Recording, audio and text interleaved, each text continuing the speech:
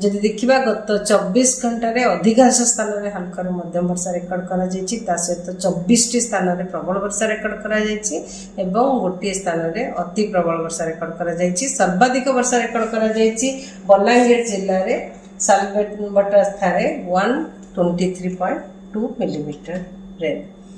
आमर जो दक्षिण उपकूल ओडिशा रे थिबा अवपातटी वर्तमान दक्षिण अभ्यंतरण ओडिशा रे रही जोटा कि यह दक्षिण ओडिशा एवं छत्तीसगढ़ दे प्राय पश्चिम दिगरे गति करी धीरे धीरे दुर्बल होबार संभावना रही। आगामी 24 घंटा मध्य एक स्पष्ट लघुचाप क्षेत्र किंबा वेलमार्क लो प्रेशर एरिया रे परिणत होबार संभावना रही।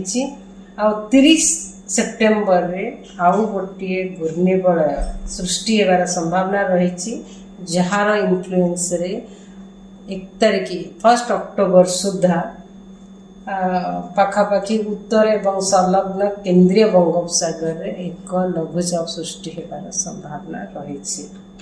या फल आगामी 24 घंटा वर्षा रहिबो हल्का मध्यम वर्षा रहिबार संभावना रही। अनेक स्थान राज्य में ता सहित प्रबल वर्षा गोटे कि 2टा स्थान में रहिबार संभावना रही जमीक मालकानगिरी नवरंगपुर बलांगीर नुआपड़ा बरगढ़ इवेन आमर मयूरभंज केउंझर जगतसिंहपुर जाजपुर केन्द्रापड़ा जिले में ता सहित काली जदि देखा काली 28 रे किछि स्थान में हल्का मध्यम वर्षा होबार संभावना रही। प्रबल वर्षार वार्निंग नहीं आमर उपकूलवर्ती अंचल में गोटे कि 2टा स्थान में वर्षा सहित बिजुली घड़घड़ी झटका पवन रहिबार संभावना रही।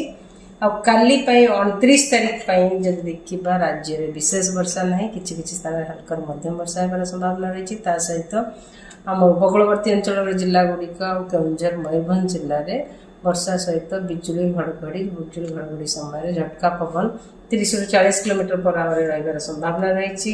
30 तारीख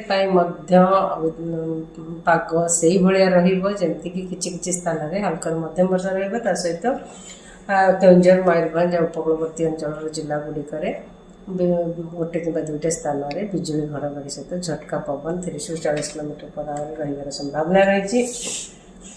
1 तारीख दक्षिण ओडिशा रे अनेक स्थान में हल्का मध्यम वर्षा होबार संभावना रही किंतु उत्तर ओडिशा रे किछि स्थान में हल्का मध्यम वर्षा रहिबो। ता सहित उपकूलवर्ती अंचल जिला गुड़िक रायगड़ा कोरापुट मालकानगिरी जिले में आमर वर्षा सहित बिजुली घड़घड़ी रहिबार संभावना रही। सहित झटका पवन 30 ରୁ 40 किलोमीटर पर आवर रहिबार संभावना अच्छी एवं गोटे कि 2टा स्थान में प्रबल वर्षा माने मालकानगिरी कोरापुट रायगड़ा गंजाम गजपति जिले में होबार संभावना रही।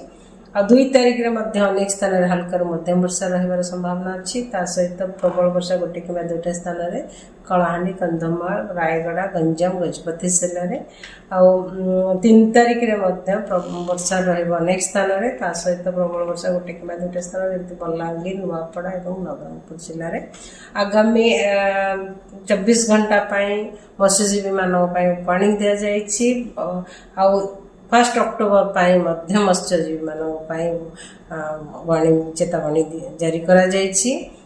समुद्र शांत रहिबो वर्षा सहित झटका पवन भी रहिबो। पवन गति 35 ରୁ 45 kilometre per hour gusting 55 kilometre per hour रहिबार संभावना रही। से मत्स्यजीवी मानों एडवाइस करा जायछि कि समुद्र भीतर को न जीवा पई आगामी 24 घंटा 1 तारीख रे भी न जीवा।